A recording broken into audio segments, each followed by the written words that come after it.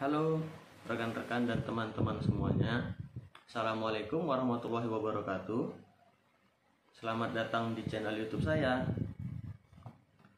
Sebelum saya memulai, saya ingin memperkenalkan diri terlebih dahulu. Saya Maulana Dermawan, mahasiswa Universitas Malikus Saleh dengan program studi Sistem Informasi. Untuk rekan-rekan dan teman-teman semua, jangan lupa support channel saya dengan cara like dan subscribe semua video yang sudah saya posting. Baiklah, saya akan memulainya. Terima kasih.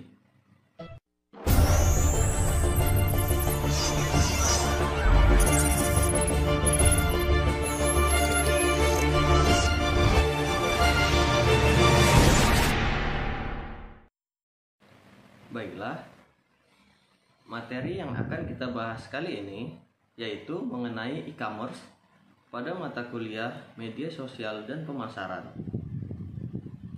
Langsung saja kita masuk dahulu ke dalam pengertian e-commerce itu sendiri. E-commerce adalah semua kegiatan perdagangan yang dilakukan melalui media elektronik. E-commerce adalah bisa dikatakan sebagai electronic commerce, merupakan kumpulan teknologi, aplikasi, dan bisnis yang menghubungkan perusahaan dan perseorangan sebagai konsumen untuk melakukan transaksi elektronik, pertukaran barang, dan pertukaran informasi melalui internet atau televisi. Di dalam e-commerce terdapat beberapa jenis, yaitu yang pertama adalah business to business atau B2B. Website e-commerce B2B melakukan kegiatan transaksi elektronik antara perusahaan satu dengan perusahaan lainnya.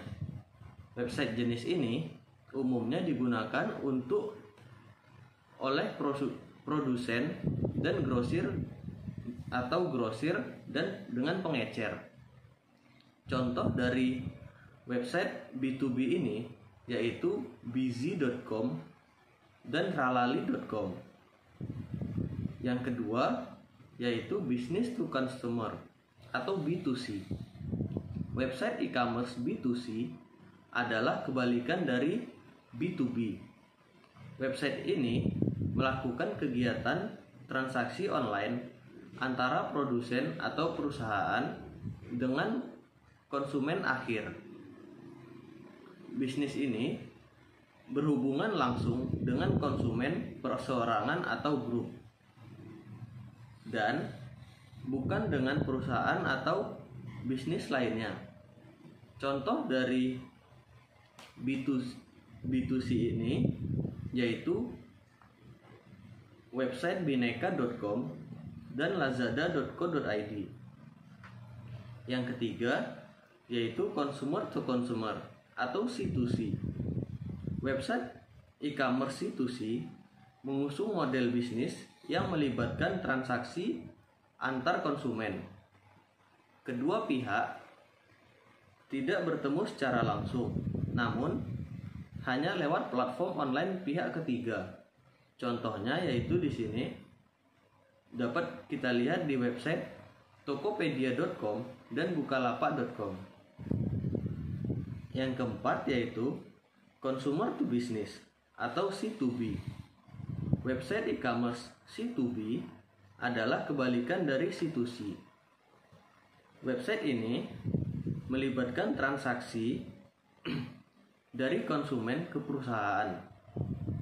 Konsumen akan menawarkan produk atau jasa mereka kepada perusahaan yang membutuhkan mereka. Contohnya yaitu Google AdSense dan iStockPhoto.com. Selanjutnya yang kelima yaitu ada business to government. Website business to government atau B2G mencakup kegiatan transaksi online yang terjadi antara perusahaan dengan administrasi publik. Jenis ini melibatkan layanan pemerintahan. Contohnya yaitu website pajak.go.id dan BPJS ketenagakerjaan.go.id. Yang keenam yaitu Consumer to Government atau C2G. Website e-commerce C2G memiliki model bisnis yang sama dengan Business to Government atau B2G. Hanya saja C2G melibatkan transaksi antara konsumen atau individu dengan administrasi publik. Contohnya BPJS Kesehatan.go.id dan website pajak.go.id. Yang terakhir ada online to offline. Website e-commerce online to offline mengusung model bisnis untuk menarik pelanggan online agar mau berbelanja ke toko fisik. Intinya, konsep ini ingin menghubungkan antara saluran online dengan toko fisik. Contohnya yaitu terdapat pada website alfacart.com dan mataharimall.com. Di dalam e-commerce terdapat kelebihan, yaitu yang pertama, potensi pasar yang besar. Dikarenakan di dalam e-commerce kita dapat mencakup seluruh dunia. Yang kedua, tidak ada batasan geografi seperti toko offline. Seperti yang saya bilang sebelumnya, di dalam e-commerce ini kita dapat mencakup seluruh dunia tanpa dibatasi oleh geografi. Tidak seperti yang toko offline yang terdapat di beberapa tempat saja. Yang ketiga, biayanya lebih terjangkau atau lebih murah.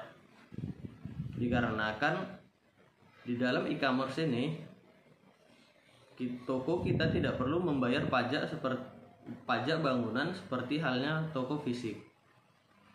Yang keempat yaitu memudahkan pencarian produk bagi pelanggan dan dapat menghemat waktu tanpa harus berkeliling toko untuk mencari barang seperti halnya kita ingin berbelanja di toko offline. Selanjutnya yaitu cara berjualan di e-commerce. Terdapat beberapa cara untuk berjualan di e-commerce, yaitu yang cara pertama yaitu kita harus memilih produk yang akan kita jual. Kita harus memikirkan cara mendapatkan produk itu, entah itu membuat sendiri, mengambil dari customer, atau menjadi reseller. Yang kedua yaitu kita menguji apakah produk layak untuk dijual dengan cara kekerabatan atau melakukan survei dengan memberi contoh produk ke customer kita. Yang ketiga yaitu melakukan riset, persiapan, dan merancang bisnis. Setelah kita mendapatkan produk, kita menilai potensi jualnya dan menemukan pemasok produk tersebut, maka siap untuk membuat rancangan bisnis. Rancangan bisnis akan menjadi peta yang membuat jalannya operasional bisnis kita. Dan selanjutnya menentukan metode pembayaran.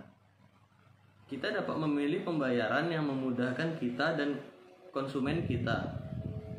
Jika di e-commerce, maka telah disediakan pilihan cara pembayaran.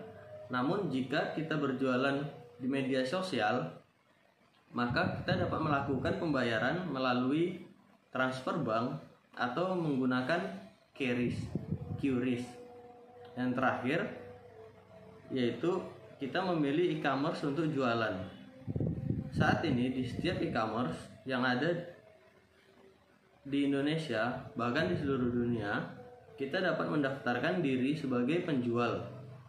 di dalam e-commerce tersebut. Baiklah, saya rasa cukup yang dapat materi saat ini yang dapat saya sampaikan. Lebih dan kurang saya mohon maaf untuk semua rekan-rekan dan teman-teman. Sekali lagi saya ingatkan untuk mensupport akun YouTube saya, yaitu dengan cara like dan subscribe semua video yang telah saya post. Saya ucapkan terima kasih kepada semuanya yang telah menonton. Assalamualaikum warahmatullahi wabarakatuh. Dadah, sampai bertemu lagi.